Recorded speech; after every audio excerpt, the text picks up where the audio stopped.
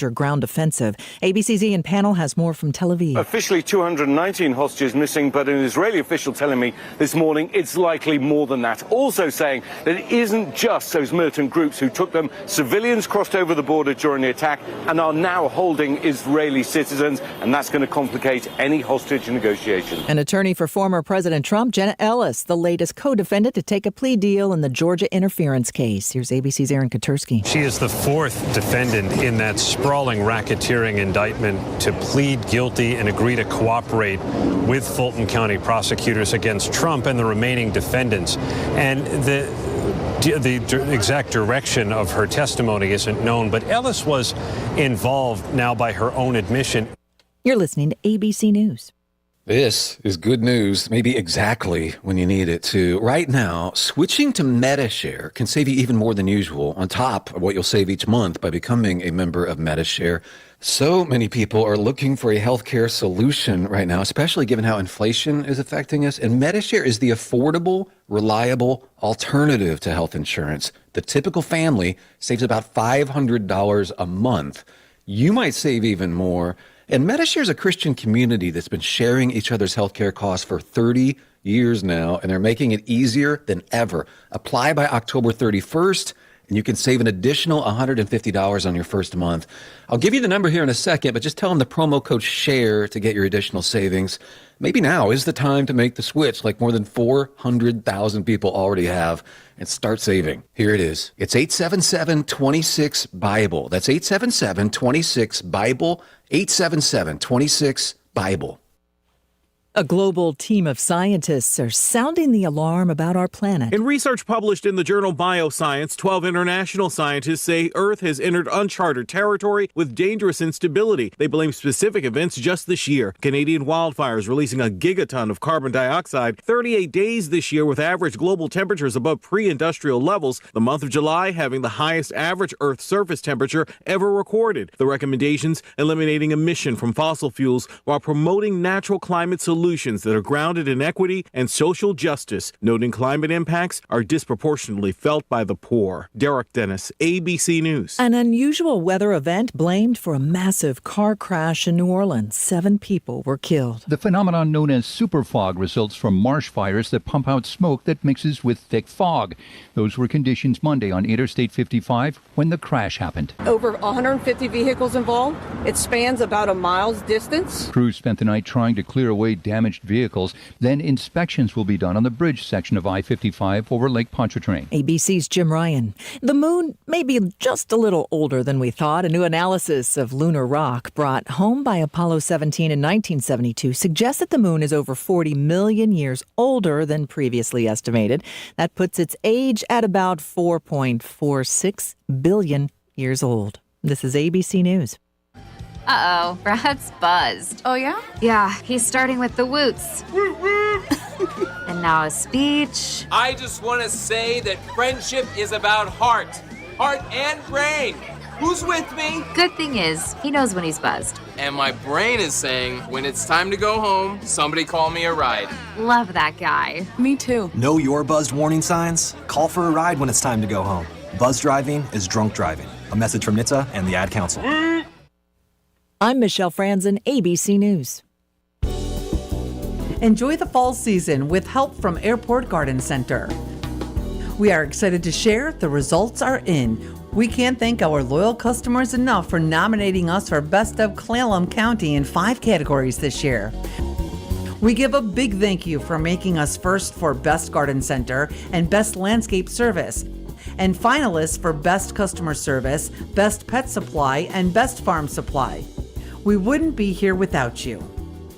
The Airport Garden Center experts love helping you create a beautiful yard and garden that will come back year after year. And our resident shop cats, JP and Karen, are always willing to guide you through pet supplies.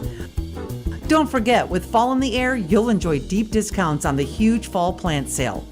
Each week, catch a different plant category 40% off. Airport Garden Center, planting knowledge, growing gardeners since 1977. KONP News brought to you by RE/MAX Evergreen Real Estate. Outstanding agents, outstanding results. 457-6600. Clallam County Sheriff's Office wants a new high-end drone to help in emergencies and investigations.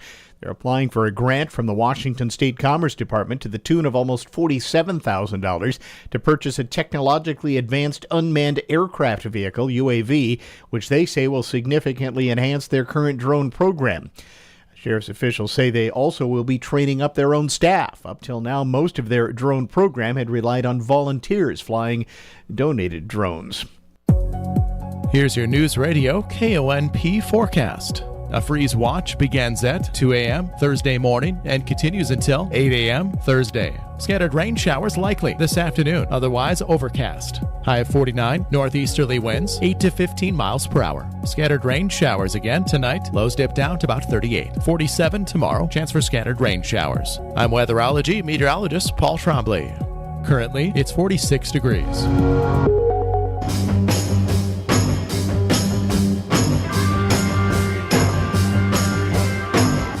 It's the Todd Ortloff Show on News Radio KONP.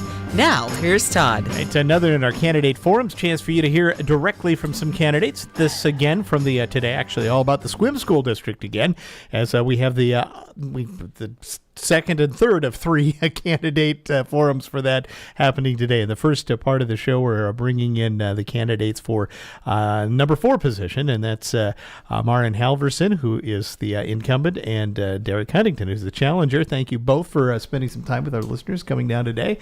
And we will start with our incumbent, as we always do. That's the rules I set. Maren, you get a couple of minutes to be the first with an opening statement. So thank you, and go ahead. Thank you, Todd, for inviting me here today. My name is Maren Halverson, and I have served on the Sequim School Board for almost 2 years. I bring that experience, along with a background in education, to my work on the board. I am a big fan of this small town. I grew up in Sutherland, Oregon, and graduated from high school in Burns, Oregon, and I know that to be great, you don't have to be big. It's all about attitude and efficient use of resources. Sequim has so much going for it. We need to build on those strengths and meet the new challenges we face. I am an advocate of public schools. My dad was on our local school board, and my mom was a school nurse. The message I received from my parents early on was that education would be the key to my success, both personal and professional. I worked my way through college at the University of Oregon and the University of Washington, earning my doctorate in history in 2002. My son, now 31 years old, went to public schools and is now a math teacher in Seattle. We talk teaching all the time. I've taught undergraduate history courses at the University of Washington. I've served as principal and as teacher in the UW's Early Entrance Program, a college prep school for younger students. And as associate director of the university's Robinson Center, I developed and administered enrichment programs for younger students K through 10. I have over 30 years of experience working with parents, supporting teachers, and helping students find academic and personal success. My husband and I moved to Sequim because years ago we fell in love with the beauty of the Olympic Peninsula, and because I wanted to go back to living in a small town. I also wanted to get involved with the life here, so I got involved with the Sequim Community Orchestra and quickly joined the League of Women Voters. I helped out at League voter forums, but my central work has been in civics education, helping to develop an enhanced voter education for high school students. I very much believe in the value of civics in the curriculum and to help our students become productive and positive citizens in our community. After I retired from the university, I worked as a volunteer for Reading Partners in the Seattle School District, helping young students learn to read. And I've done many other projects related to education. My board colleague Larry Jeffries likes to say that he failed at retirement, and I guess I did too. I applied for the open seat on the school board in February 2021. It was a challenging time then. We were just in recovery from the COVID pandemic, and the Sequim School District had experienced a frequent turnover of leadership. The board showed real leadership during this time. Among other things, we have hired a new superintendent, and we have provided oversight of levy expenditures to improve infrastructure here in our buildings. We not only have new and repaired roofs, we have a new gym floor, and HVAC improvements are in motion, along with improved IT capabilities. We have also pivoted, when need be, refocusing on safety with the installation of new security cameras. We have demonstrated good governance every step of the way. We have a good team in place here in SQUIM, and I would like the opportunity to continue this work. I am honored to be a member of the SQUIM School Board and hope the voters will keep me there. Thank you. All right, thanks, Marin. Now over to you, Derek Huntington. A couple of minutes about you. All right, thank you. My name is Derek Huntington. So thank you to Todd for hosting this and Marin for participating with me on this. I've been a resident of SQUIM for 28 years. I graduated from SQUIM High School in 2004. So I'm a former student, and now I'm a parent and an uncle to students attending SQUIM schools. My daughter's currently a 6th grader at the middle school. I ran 2 years ago for this position, and my desire to serve never wavered. I've actively participated in SQUIM school board meetings for over 2 years. I also participated in the strategic planning committee meetings and have paid close attention to the concerns raised by many parents and community members. Transparency and communication needs to be addressed. We need to know why decisions are being made and need to be able to provide feedback. I have volunteered in the district many times. I'm the vice president of the middle school PTO. I also volunteer with my daughter's 4-H, her Colum County Junior Livestock Auction, and at the Colum County Fair every year. I'm also a member of the Boys and Girls Club Advisory Board. As part of my preparation for this opportunity, I also participated in the Washington State School Directors Association's School Board Candidate Workshop and met with current and former school directors to get their perspective on being a school board member. I believe all of these have helped prepare me for the role of being a school board director. I am committed to our community of SQUIM and passionate about letting our kids thrive so our community of SQUIM can thrive. We need a voice of parents on the school board. Thank you. All right. Thank you, Derek. We'll go over, Marin, to you. First question about this, and this is a kind of a subjective thing, but I want to get your take on what you as a board member or a potential board member think is going right and what needs work in your mind with the school district right now. I think what's going right is that we do have a very professional and collegial board that works well together. We don't always agree. We have differences of opinion, but we manage it, I think, in a way that's really for the good of the school district. And that has really impressed me, and that's one reason I signed up for it, because I, too, like Derek, I sat in on some school board meetings before I opted to join, and I was impressed with just the way in which those people work together. I think that we also did right by hiring the superintendent that we did. I think she has a pretty clear vision for what's ahead. And so we have strong leadership now at the top, which we haven't had for some time. What SQUIM Schools does right is that we have a very positive, compassionate staff and faculty who clearly put the students' interests first. And this became clear to me even during the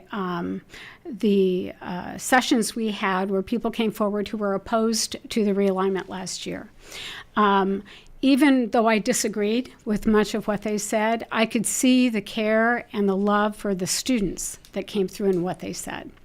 And I think that's there, and that's one of those things we can build upon, that we do have a very committed faculty. I think those are the things that we are really sort of the foundation that we really need, is that strong leadership and that strong faculty, strong staff. We have a lot to work on, and that has become clear and even more clear. And these are not things unusual they're true across the country. We have slipping attendance rates. We have, and I'm sure it's related, we have slipping test scores.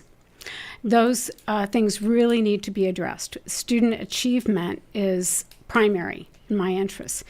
And so that's something that I do think the school district is beginning to get a handle on it, but it will take a long time. The other another element is teacher burnout. Certainly during COVID and during the whole Zoom era of teaching, that was really tough on our staff. And here too, I think we're beginning to make some really important changes. We've installed something the superintendent has put in place, professional learning communities, which is a way for teachers at each grade level to collaborate and build a consistent curriculum across bands. So that's another way in which we are moving forward on something that really is a pretty important difficulty right now. All right, Derek, over to you. Your thoughts. What's going right? What needs work? I think what's going right, from what I have seen from a parent perspective, is the teachers and how they're teaching the kids and everything they're doing, because it's very difficult, especially with everything that's changed, getting the kids back from COVID and now with the realignment and all that. They've all kind of worked together, and they're all doing a really good job of trying to do the best for the kids. And I also think, from what I've seen from the school board meetings, they do pay attention to what is being said. And I think eventually the people will see that. But it's kind of hard because sometimes there'll be something that's mentioned at a meeting, but then it's not brought up later. That doesn't necessarily mean that they're not working on it. It's just not mentioned right away. As far as what needs to work, like I mentioned, I think communication is a big deal. I know a lot of people were upset when the realignment happened because they felt like it was just thrown on them and there wasn't a lot that they could do to change it, and it was just done haphazardly without a lot of thought. And the community, a lot of people I talked to, they did a lot of research about it, and they came up with a different idea than what the school board came up with, and they feel kind of like it was just done anyway and nobody cared. So I think if the board can at least say, hey, this is what we're doing, this is why we're doing it, then at least they would understand and say, oh, okay, well, now I know why.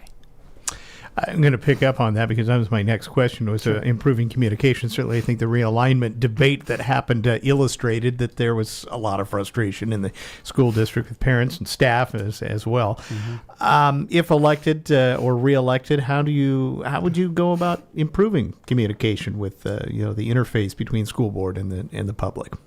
For me, I think trying to get communication out in every way possible, email, social media, apps, there's the Remind app you could use. Any communication you can send out, newsletters, send it in the mail. As much communication as you can get to the people in any possible way is the best way to do it. There's lots of ways to do it, and I think some ways work better than others for some people and some work better for others. So we have to try to make sure that every possible avenue is addressed. All right, Marion, over to you. Communication, how do you improve it? Communication is a big concern of mine, and it became really apparent during the realignment crisis. I think both sides felt like they weren't being listened to, and it was really frustrating for, I think, everyone involved. A number of things I think about. Years ago, I was involved in my old program at the university. We ran a workshop called Parents as Partners. And what that was an attempt to build bridges between parents and teachers to find common language and common ground so that we could start having some positive interactions between teachers, faculty, and also parents. And this was for parents throughout the Seattle School District. So that's been a concern of mine for many years. I also think there's we can send out information, but making sure it gets heard or giving parents also the opportunity to participate with us is important too. And for example, I was part of last year a committee that was made up of parents and teachers about curriculum developments. I think it was called Family and Parent Advisory Committee. And we had very low turnout from parents, very low. And I think it's structural. I think parents have daycare situations, they have jobs. It's really hard for them to drop everything and come into a meeting like that, even though I think it could have been useful. I think the same thing with the strategic plan meetings. I know Derek came to those and a number of parents came, but we frankly didn't have a lot of parent participation. And I have to say, maybe a lot of that is that parents have jobs and they have children at home, and it's really hard. So it's something structural in our society that's not family friendly to getting parents involved with the school district and getting them involved with the board. And so I think we need to find ways to think about, first of all, creating some common ground, establishing common ground between these different groups, and looking at the structural impediments that keep parents from becoming more involved with the schools. Marion, you referred to this in your opening statement as well about enrollment numbers. What do you see as a school board member and as the school board's role in trying to get those attendance numbers back up again? Numbers, just enrollment and those who are enrolled to go to school and stay in school. Yeah, and those are kind of different issues. I think with attendance really is a problem right now. There are kids who just are not coming to school or are chronically late. Not that hasn't always been something of a problem, but it's substantially greater now. Now, the school board itself is not the actor in all of this, but we do set policy and strategies. And so it's when the school district brings those to us, those plans for action, then we can respond to them and put them into formal policy with the district. And I think we're just at the beginning stages now for trying to address this. We know the old ways don't work. We have to come up with some new ideas for how we get kids back into class. And I think part of that will be approaching families and finding out what's going on with the family to discern what's keeping this child from school, but also what's going on in the classroom in terms of engagement. Why are these students feeling checked out or not engaged in class? And so that's a teacher, curriculum, pedagogy issue. I think we have to come at it from both those. I'm not an expert in attendance, but I'm really happy to engage in that conversation with our district leaders, with our administrators, and try to move forward on that. Certainly it came up in the last board meeting, and so that's just the beginning. All right, Derek, over to you, enrollment and attendance. I'll let you take a grab at both of those. Yeah, I agree with Martin on a lot of that. I think it's a community effort, finding out the reasonings behind why the children is absent and figuring out the best way to get them to come back into class. Is it, something to do with the classroom? Is it something to do with at home? All these things need to be figured out, and then the best solution needs to be figured out after we figure that out. All right, go ahead, Mara. I hadn't addressed that other part of your question, which was enrollment. And that is something that also was reported on at our last board meeting. And we do have some students who leave our district for whatever reason. They might go to online learning. They might find what they need in another district. They might, for whatever reason. Mostly it's to go to online schooling.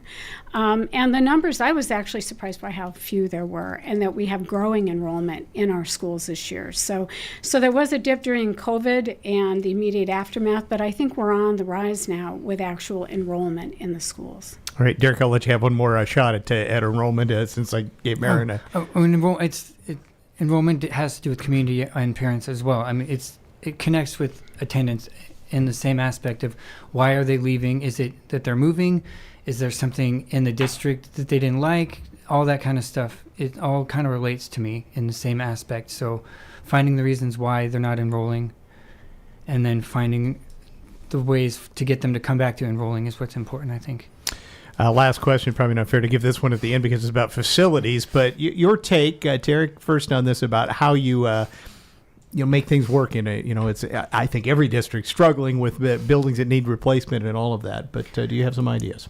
So when it comes to facilities, trying to get a bond would be a good thing. The problem with trying to get a bond is if you ask the community, hey, we need to do this bond, well, it's going to raise their property taxes. And a lot of people already have issue with property taxes. So trying to get them to put more money into it's going to be an issue. I think if we could go to like work with the legislature and say, hey, is there a way we can lower this so that we can still do this bond, but it's not going to cost everybody all this extra money? And then if you could, that'd be great. And I know that the district right now, they have the capital gains levy, and they have been using it. They've replaced the gym floor like Maren had talked about. They've done a lot of improvements on the buildings. And so they have that, and I think if we can get the money and we can look at the things that are most important. Of course, everything is important, but trying to find the things that need improvement first, start with that and work our way down and get everything fixed is what we need, what I would do with that. All right. Maren, your thoughts about facilities and approach. I just think school financing is broken in the state of Washington, and unfortunately, it's not within the power of our school board to fix it. We have to deal with the system as it is, and part of that is the problem, the supermajority that's required to pass a bond. We almost passed it last time, but we didn't quite make that, and so we need to strategize and think about how we might campaign for a bond next time. Part of that then also involves community outreach to make sure that folks understand what's involved in the bond and why it is necessary. Maybe tours of our buildings so people can see. Students know that their buildings are old and decrepit and need to be replaced. But we need to have taxpayers come in and take a hard look at it. I understand the problem with a fixed income and anxiety about the economy leads people to say no to these things. And so that's part of the system is broken. Finally, I would say that therefore we do need to do advocacy in Olympia to try to think about at another level how we can perhaps move away from bonds to some other kind of financing. I see that as sort of a wonderful goal. I'm not sure how attainable it is right now. All right, we have run out of time. I want to give each of you a couple minutes for a closing remark. So we'll go over to you, Derek, first, and frame it this way. Why should we vote for you? All right. Well, like I said at the beginning, I'm very passionate about student success. It's important to me. I think as a parent, I see the struggles of students firsthand. I've seen what works, what doesn't. I think having a parent perspective on the board is an important aspect. I don't think there's enough of that there. To me, it would ensure that all students are successful, because if my student's successful, that means all students are going to be successful because I'm looking out for them along with my child. I have done my due diligence in preparing for this opportunity, and I would continue to in all aspects as a board director. And I would love to continue to talk to the people of the Sequim School District to share their concerns and ideas for a better future for our schools. Thank you, and I look forward to serving the community as a member of the Sequim School Board. All right, Maren, a couple moments for a closing remark from you. Why should we vote for you? Okay. I want to thank you for having us here, for having Derek and me here today. It's important that we get information out, that voters understand how important this election is. I do believe we're at a crossroads of public education in the United States. Here in Sequim, we have the same problems that schools are encountering across the country: slipping student achievement, safety concerns, infrastructure needs, teacher burnout. We also have a real opportunity to move in a good direction for our students. A strong core of administrators, a faculty that is committed and supported, and a community that wants the best for its kids.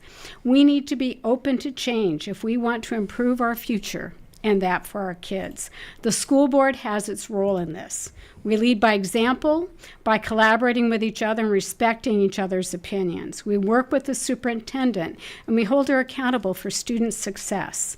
We have oversight over the budget, on personnel, on curriculum, on all aspects of education, and we need to carry out that oversight with integrity and leadership.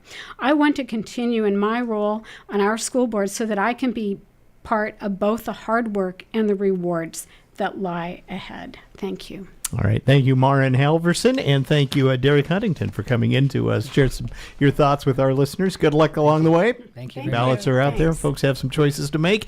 We're going to take a break and re-rack things up with another one of the director positions for the school board. Up next, that is for position number 5, and we'll chat with them right after the break.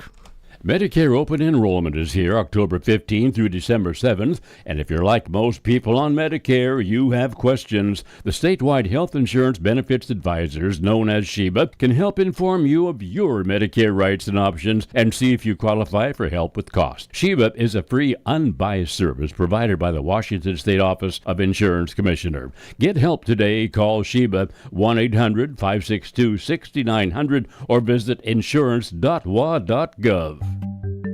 Are you thinking about college or career training? Did you know that the FAFSA process is changing this year? United Way of Clallam County can help navigate these changes. By booking an appointment with our Student Financial Aid Liaison, you can access easy-to-digest information about how to start your student financial aid journey. This program is offered in partnership with Peninsula College. You can access services at unitedwayclallam.org/FAFSA-WASFA. Red Carpet Car Wash in Carlsberg is always adding to the list of things they provide to keep your vehicle looking brand new. The full detail shop is just one more service to check off that list. Not only will your interior and exterior shine, your engine will sparkle too. Red Carpet is also getting some winter upgrades, including new equipment in the manual bay and new vacuums. Call Kyle today and let him get you scheduled for your red carpet treatment Tuesday through Saturday. 360-461-0826.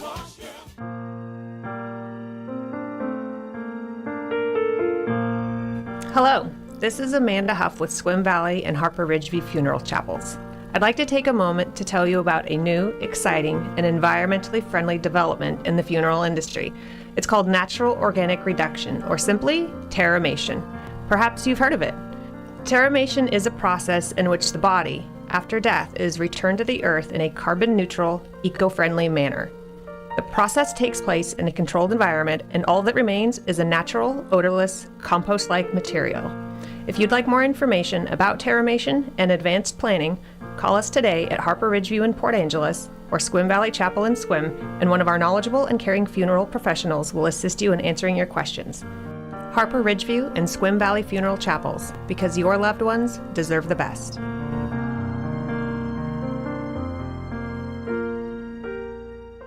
Saving on your home improvement projects is almost as important as the service you should receive. With Angelus Millwork, Angelus Rentals, and Hartnagel Building Supply, you can always depend on superior customer service. But did you know that your favorite employee-owned stores have monthly product specials, coupons, and sales?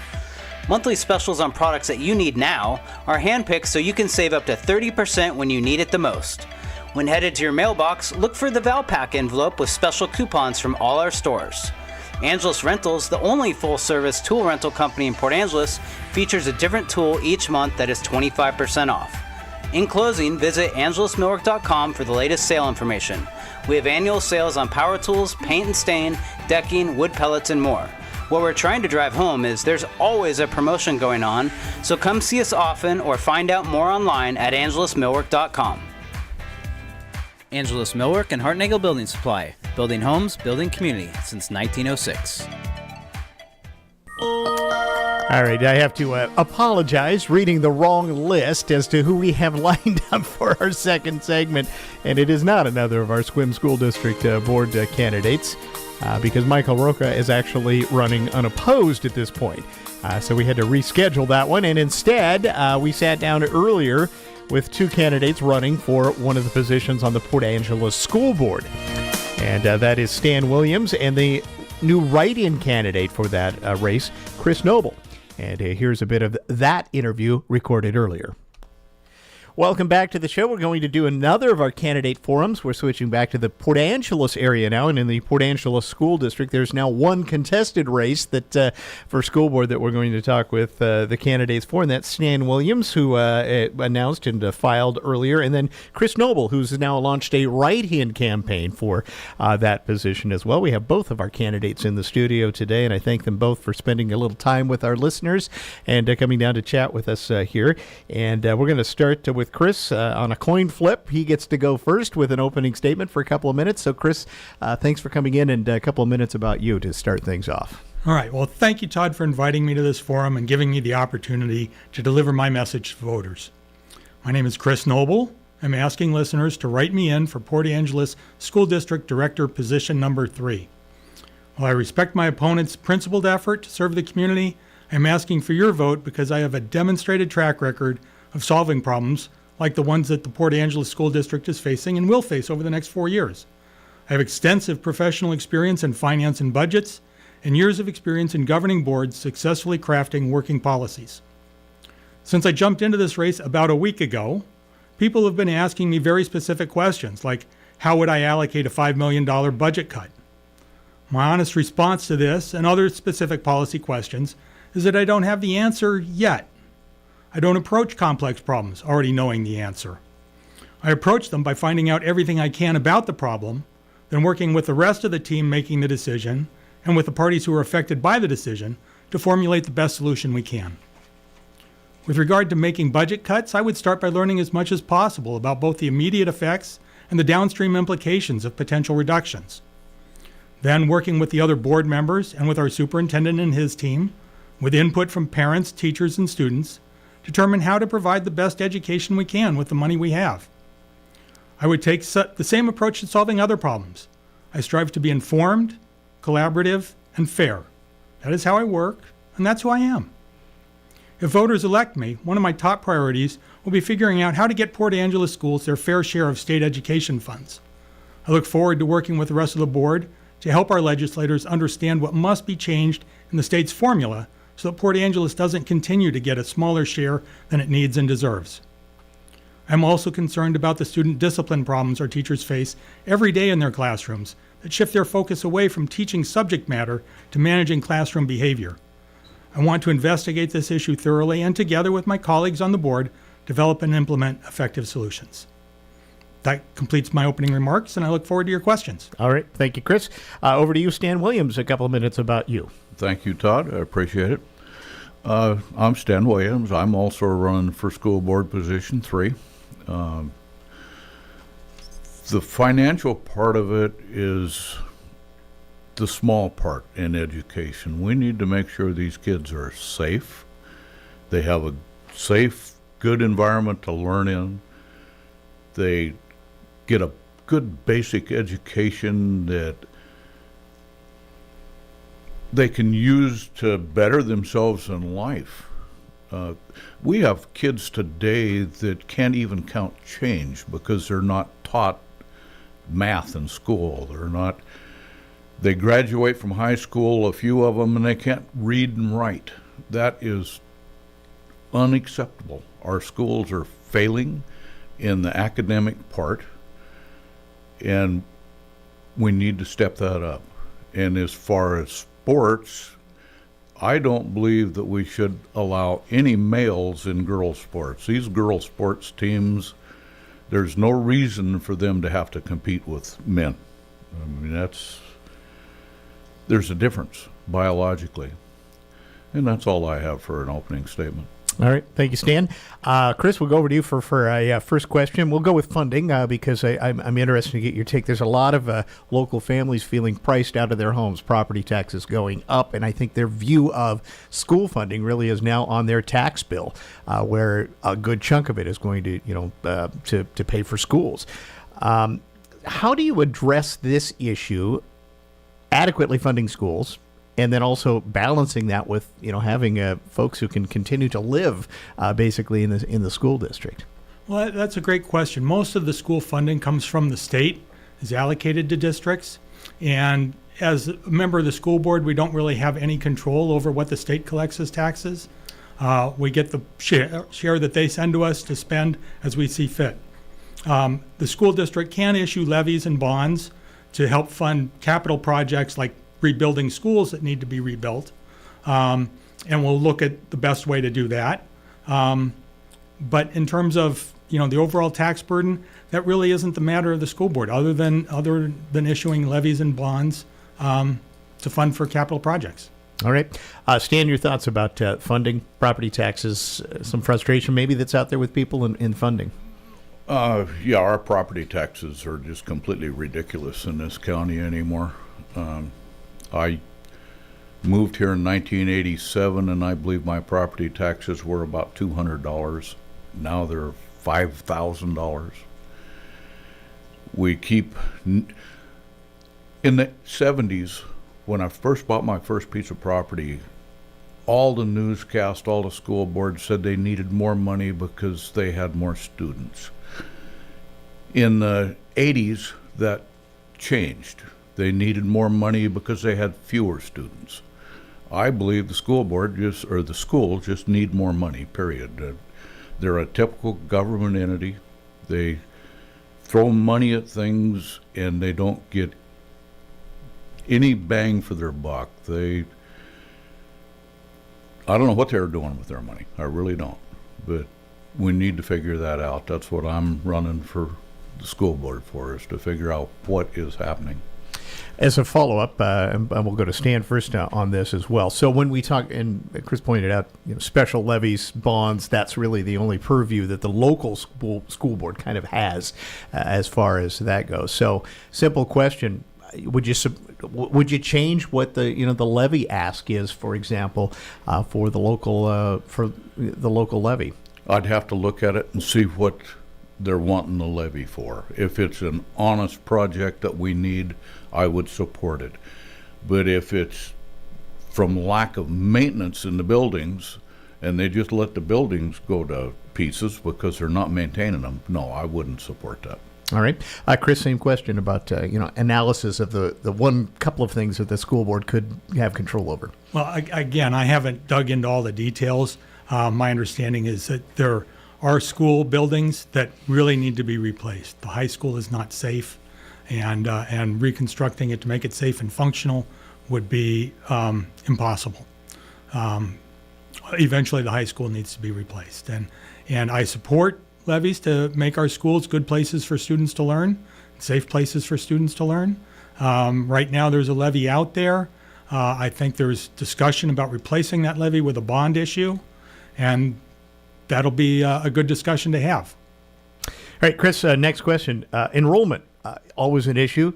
Pandemic certainly kind of changed the dynamic of things as well, and depending on how you look at it, it's not going in an upward trajectory necessarily as probably would be helpful for budget and all of that.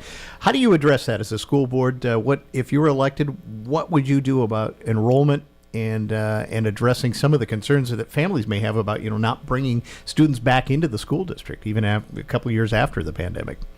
Well, I think first, as a school board member, I need to understand what our projection is of enrollment so that we can plan for that. And that's the key role that we have, is making sure that our facilities will be appropriate for the enrollment that we will have. In terms of bringing students back in, that's a tough challenge. And I think that making our school district effective in educating kids will be the best solution that we can to bring kids back into school. All right. Stan, same question. How do you deal with enrollment and declines in enrollment? Well, I believe that we need to give the children a safe place to be, and teachers that will actually teach them subject matter and not trying to indoctrinate them in any political issues, any religious issues, any sexual issues. Let's teach subject matter. And if you do that, you're going to get a lot of these people that are keeping their kids out because of indoctrination. They are going to start putting their children back in school. Facilities. Certainly the district has embarked on what is almost a 50-year facility plan now that has been laid out. Stan, we go to you first. What do you agree with the process? You talk about safe facilities and such. What do you think of and what would you change about how the district might be approaching its need for new facilities or upgrades at least? We usually have logging finances that finance schools, and now we've reverted to tax on houses. We need to get some logging revenue, and we do need more revenue to upgrade buildings. I have no objection to that. It's where we're getting the money. We're taxing one part of the population to death, and other people are getting a free pass. And we definitely need to look at another way of getting revenue. Okay. Chris, same question about the path that has been set on facilities replacements. Your thoughts? I haven't looked at all the details of that path. I understand that a couple of the big projects on it, replacing the middle school, replacing the high school, are important projects, and we need to find ways to make sure that our facilities are adequate for our students and are safe for our students.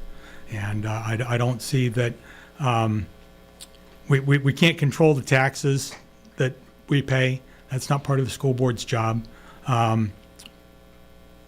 think we need to move forward with a reasonable project, and the outline that is there might need some tweaks, but I think basically we have a plan in place for creating the environments that we need to provide good education for our students.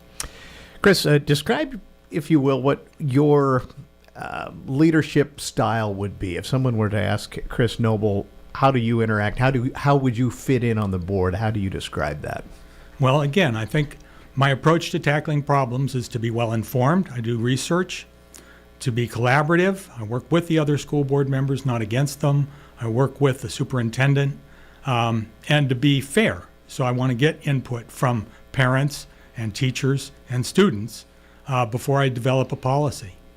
All right. Stan, same question. How do you view yourself fitting in on the school board? I'm probably going to be disruptive. I don't believe in some of the things they're doing. I believe parents should have more input on what their students or their children are learning and how they're treated in school. I believe we should get veterans involved in maybe going up and protecting the schools themselves as students are coming in and out. We have a lot of veterans in this town, and most of them would donate time to go up and just monitor and make sure we never have a Columbine or a mass shooting. That just scares me to death. All right, this may be my last question, so we can have some closing remarks. Stan, we'll go to you for this. Communications. A lot of frustrated families I hear from say that they feel like they can't communicate or haven't been communicated adequately. Whether perception is reality. How would you change communication if elected to the board? I'm a good listener, and I think every parent should be able to complain or have input on what their children are being taught and how they're being taught. If we haven't had a dress code in this country in years, but it's almost time to think about putting a dress code back into schools. You have to dress a certain way to fit in a little better. That's about all I have to say about it. All right. Chris, communication, what would you do to improve that or at least relieve some frustration that I often hear from parents? Well, I certainly, as a board member, would be welcome to welcome input from parents. I don't know exactly how to do that. I can, make my door open, make it easy for teachers to contact me or parents to contact me if necessary, create forums. I don't know that I'd get better input than just having an open door policy. I do believe that it's important to get input from people, but to weigh all the input that we get and work with the people who are making decisions to make appropriate decisions for everybody that are balanced and fair. All right. I want to give each of you a couple of minutes for a closing statement here before we run out of time. Chris, we'll go to you first for that. And I always phrase this, why should we vote for you? So, Chris Noble, why should we vote for you? All right. At the end of a full career, first as a college math professor and then as an actuarial consultant, and after raising 4 great kids, I retired to Port Angeles with my amazing wife, Jory. Since then, I've been looking for the best way for me to help the Port Angeles School District. I started as a substitute teacher and volunteer math tutor, working mostly at Stevens Middle School, but also in several classes at Port Angeles High School. This has given me a first-hand experience with the challenges that face our extraordinary teachers and school staff on a day-to-day basis. But I thought I could do more. I started attending meetings of the Port Angeles School Board to get a better understanding of the complex issues facing the district and to learn how the board functions. My intention was to run for the board in a year or two, but when I saw in the voter's guide that there were 3 people running unopposed in this election, I decided to enter the race as a write-in candidate because I believe that voters should have a choice about who serves on their school board. For my part, I'll be ready from day one to apply my skills to help manage the many fiscal and policy matters that face our district, not just 1 or 2. I want to help us provide the highest quality of education that we can with the resources we have, and to ensure that our school district is on sound financial footing going into the future. No matter who is elected to this role, students and voters will need to rely on the new board members' judgment in helping make decisions for the district. I know that in asking for your vote, I'm asking you to trust my judgment and my ability to work effectively with the other board members. I want you to elect me to the school board so that I can apply my best judgment and my best efforts to running the school district well. To do the best for our kids, I humbly ask for your vote and also your help in getting the word out across Port Angeles to write in Chris Noble for School District Director position number 3. It would be an honor to serve the community in this role. All right. Thank you, Chris. Stan Williams, couple of minutes. Again, why should we vote for you? Well, I've lived in this community since 1987. My 2 sons graduated from Port Angeles High School, and they got a pretty decent education. I want to continue to give children in this community an opportunity to get a good education that's safe, give them a safe place to go to school and play and learn. We need to get some basic education back in the system. I think we need some more shop classes and home ec classes and teach children how to succeed in basic life. Not everybody is going to go to college. There's going to be lots of them that's going to be mechanics and carpenters and plumbers, electricians.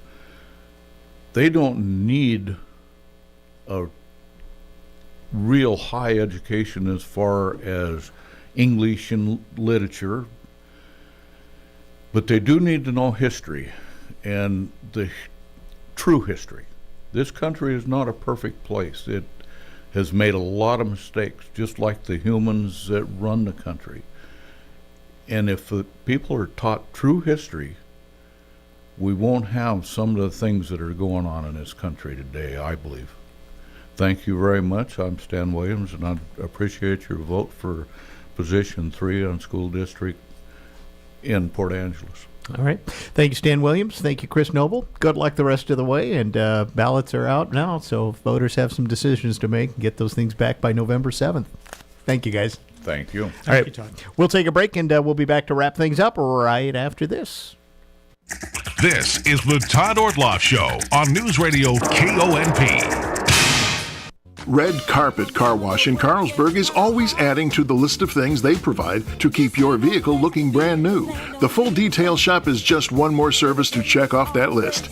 Not only will your interior and exterior shine, your engine will sparkle too. Red Carpet is also getting some winter upgrades, including new equipment in the manual bay and new vacuums. Call Kyle today and let him get you scheduled for your red carpet treatment Tuesday through Saturday. 360-461-0826. Hey there, Peninsula peeps. Are you tired of shouting at your radio, hoping your message reaches us? Can you hear me now? Well, we've got some exciting news. Introducing the McCrory Carpet One Studio Text Mainline, where you can text directly into our studio. That's right. You can now send your thoughts, anecdotes, and hilarious jokes straight to us with just a few clicks of the phone. And guess what? The number to text is the same trusty one you've been calling for years. Yep, it's 360-457-1450. Imagine the possibilities. Want to share a dad joke that's so bad it's good? Text us. Got a news tip we have to know about? Text us. Did your cat do something absolutely adorable? Duh. Text us, and we might just share it on air. Join the fun and be part of the McCrory Carpet One Studio Text Mainline Revolution. We can't wait to hear from you. The McCrory Carpet One Studio Text Mainline. Get texting now. Message and data rates may apply. Standard texting fees from your carrier may also apply. And guys, let's keep it clean, okay? Building a future, sharing a dream, working together, we're on the same team. Are you tired of paying high interest rates on your consumer loans? Look no further than Straight View Credit Union. We're proud to offer the best consumer loan rates in Clallam County, so you can borrow what you need without breaking the bank. Whether you're looking to purchase a new car, make home improvements, or consolidate debt, we've got you covered.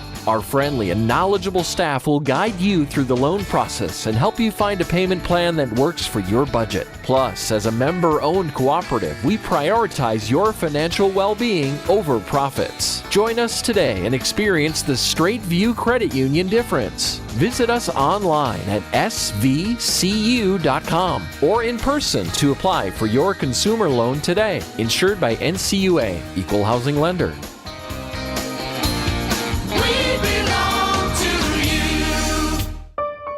National Karastan Month is underway now at McCrory Carpet One, with prices starting at just $2.99 a square foot for carpet and $4.99 a square foot for LVP. If you desire timeless flooring for your home or business, Karastan flooring is flawless, long-lasting, and made for a life lived beautifully. Right now, get 12 months of 0% financing OAC and free delivery. When it comes to the perfect flooring, there's no better combo than Karastan and my friends at McCrory Carpet One.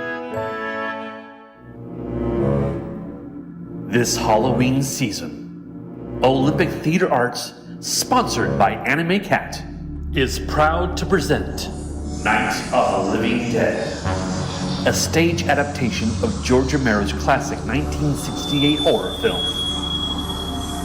Live the film live on stage as zombies swarm the theater around you. Night of the Living Dead runs October 21st through 31st. If you're thinking of going, we'd like to tell you, stay home. Olympic Theater Arts will not be held responsible for any maulings by zombies. If bit, infection will occur. Do not seek medical attention. Instead, chain yourself up and prepare for zombification. Night of the Living Dead at Olympic Theater Arts. Stay home. Stay alive. Did you know that hot water accounts for 15 to 20% of your electric energy use? Hi, this is Clallam PUD. Let's talk about heat pump water heaters, or hybrid water heaters. A heat pump water heater uses fans and an evaporator to efficiently extract warmth from the surrounding air, saving you up to 60% on your electric water heating costs. The PUD currently has an instant rebate of up to $900 when using a participating installer, or $600 if you're installing it on your own. Plus, the federal government is offering a $2,000 tax credit. Visit clallampud.net for more information. Hey there, Don Reiling with Olympic Hot Tub. This month, during our 7th annual Founders Event, a portion of every hot tub and swim spa purchased will benefit Artists Trust. Now more than ever, it's critical we help sustain the amazing artists and arts organizations so vital to us in the Pacific Northwest, and you can help make a difference. Learn more at olympichottub.com. Better you, better life. Olympic Hot Tub. Harper Ridgeview and Squim Valley Funeral Chapel offer experience you can lean on and the compassion to ease your loss. Their job is to help families cope with loss of loved ones by removing the stress involved in planning funeral arrangements. All of the staff has a real heart for serving families and their needs in the most difficult of times. They truly realize the importance in what they're doing for the community. Squim Valley Funeral Chapel and Harper Ridgeview Funeral Chapel in Port Angeles, the caring support you'll need in your time of loss.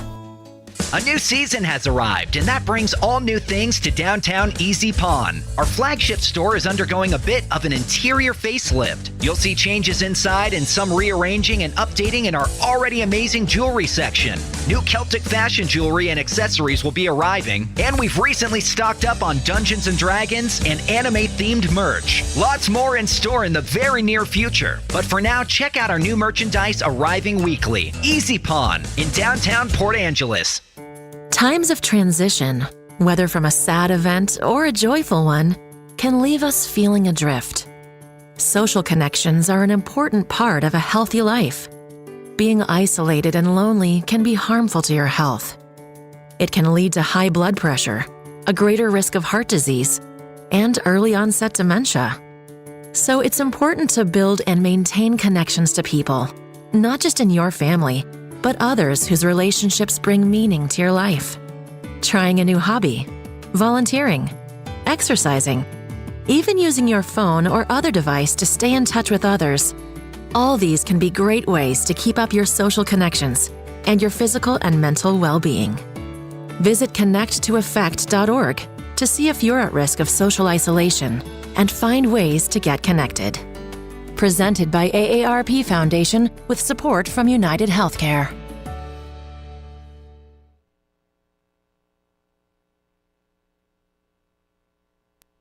We're the talk of the peninsula. Newsradio KONP, Port Angeles Squim, FM 101.7 and 101.3, a Radio Pacific station. From ABC News, I'm Michelle Franzen. The saga for House Republicans continues. Just hours after House Republicans picked John Emmer as the next nominee for Speaker, Emmer announcing he's out. It's now once again back to square one for House Republicans. It took 5 secret ballots for Minnesota Congressman Tom Emmer to win a majority. He held the GOP nomination for Speaker for just over 4 hours. Just after he won it, more than 24 Republicans said they'd vote for someone else on the House floor, and then former President Trump weighed in, saying Republicans would be making a tragic mistake if they made Tom Emmer Speaker. He voted to accept the 2020 election results. ABC's Stephen Portnoy. Republicans Mike Johnson and Kevin Hern will now run for Speaker.